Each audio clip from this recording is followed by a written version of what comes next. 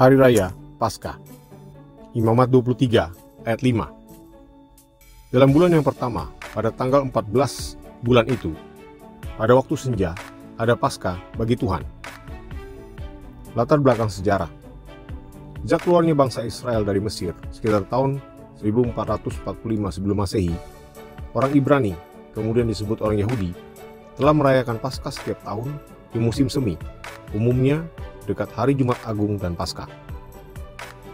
Setelah menjadi budak di Mesir selama lebih 400 tahun, Allah menetapkan untuk membebaskan keturunan Abraham, Ishak, dan Yakub dari perbudakan. Ia membangkitkan Musa dan menugaskannya untuk memimpin keluaran. Dalam ketaatan kepada kehendak Allah, Musa menghadap Firaun dengan mandat Allah, "Biarkanlah umatku pergi." Untuk menekankan kesungguhan amanat Tuhan ini kepada Firaun, maka Musa dengan kuasa Allah mendatangkan berbagai tulah atas Mesir sebagai hukuman. Ketika terjadi beberapa tulah, Firaun bersedia melepaskan umat Israel, tapi ia menarik kembali keputusan itu setelah tulahnya hilang. Tibalah saatnya untuk tulah ke-10 dan terakhir, tulah yang mengharuskan orang Mesir membiarkan orang Israel pergi. Allah mengutus malaikat kematian ke seluruh tanah Mesir untuk membunuh semua anak sulung dan dari anak manusia sampai anak binatang. Karena orang Israel juga tinggal di sana, bagaimana mereka bisa luput dari malaikat maut ini? Tuhan memberi perintah khusus kepada umatnya. Menaatinya akan melindungi setiap keluarga Ibrani dan anak sulung mereka. Setiap keluarga harus mengambil seekor anak domba jantan berumur 1 tahun dan tanpa cacat untuk dibunuh pada waktu senja pada tanggal 14 bulan Abib. Keluarga yang kecil dapat berbagi seekor anak domba. Sebagian darah anak domba yang tersembelih itu harus dipercikan kepada kedua tiang pintu dan ambang atas rumah mereka. Ketika malaikat maut melewati daerah itu, ia akan melewati rumah-rumah yang tiang pintu dan ambang atasnya telah diperciki darah. Demikianlah, oleh darah anak domba yang tersembelih, orang Israel luput dari hukuman yang menimpa semua anak sulung Mesir. Allah memerintahkan tanda darah itu bukan karena ia tidak bisa membedakan orang Israel dari orang Mesir, tapi karena ia ingin mengajar umatnya tentang pentingnya ketaatan dan penebusan dengan darah, dan dengan demikian mempersiapkan bagi anak domba Allah yang sekian abad kemudian akan menghapus dosa manusia. Paskah dalam sejarah Israel atau Yahudi. Sejak saat yang bersejarah itu, umat Allah senantiasa merayakan Paskah setiap musim semi sebagai tanggapan kepada perintahnya bahwa Paskah merupakan ketetapan untuk selamanya. Akan tetapi, Paskah merupakan korban peringatan. Hanya korban yang disembelih di Mesirlah yang merupakan korban yang efektif. Sebelum bait suci didirikan, setiap hari Paskah, orang Israel berkumpul di rumah, menyembelih seekor anak domba, menyingkirkan semua ragi dari rumah mereka, dan makan sayur pahit. Yang lebih penting lagi, mereka menceritakan kembali kisah keluaran luar biasa para leluhur mereka dari Mesir dan perbudakan pada Firaun. Jadi, dari angkatan ke angkatan, umat Ibrani ingat akan penebusan dan pembebasan mereka dari Mesir.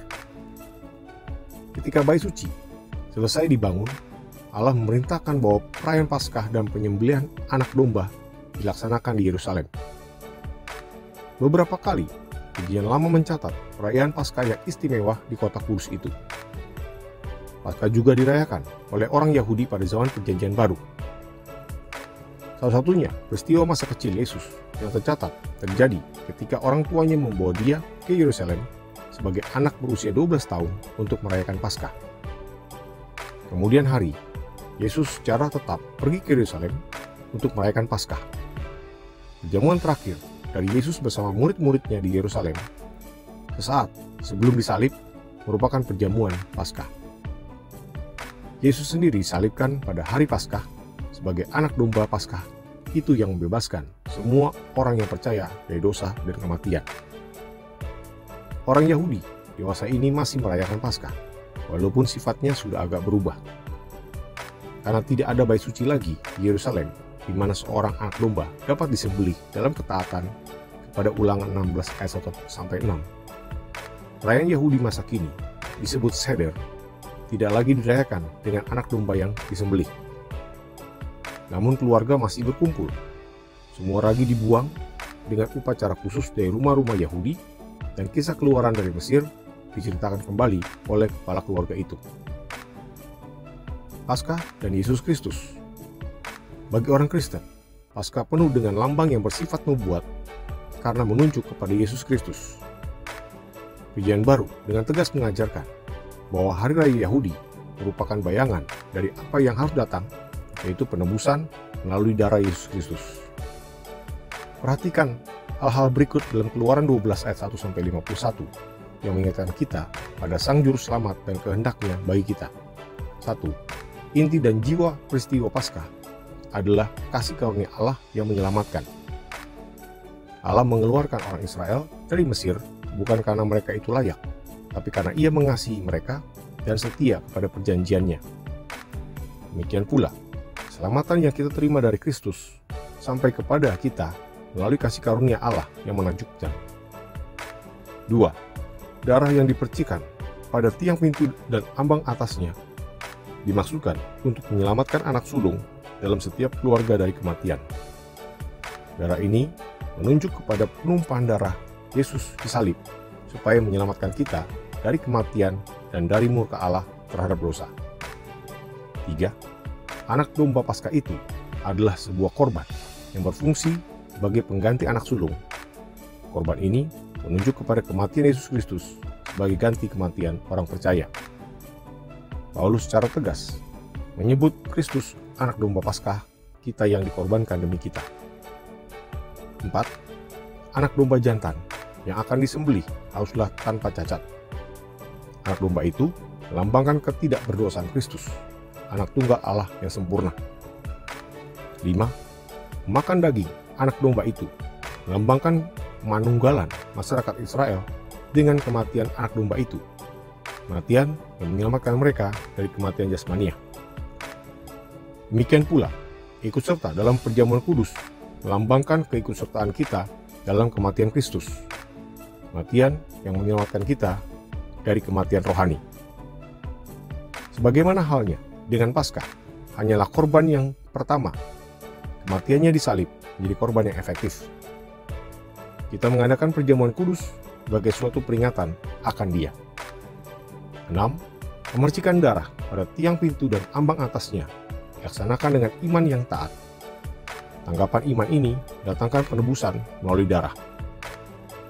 Selamatan melalui darah Kristus diperoleh hanya melalui ketaatan yang disebabkan oleh iman. 7. Anak domba Paskah harus dimakan bersama dengan roti yang tidak beragi. Karena ragi dalam Alkitab biasanya melambangkan dosa dan pencemaran. Roti yang tidak beragi ini melambangkan pemisahan orang Israel yang ditebus dari Mesir, yaitu dari dunia dan dosa.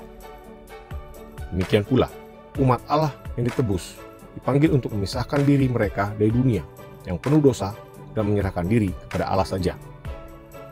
Ingatlah bahwa Paskah adalah kasih karunia Allah yang menyelamatkan melalui penumpahan darah Yesus di kayu salib agar menyelamatkan kita dari kematian dan murka Allah terhadap dosa.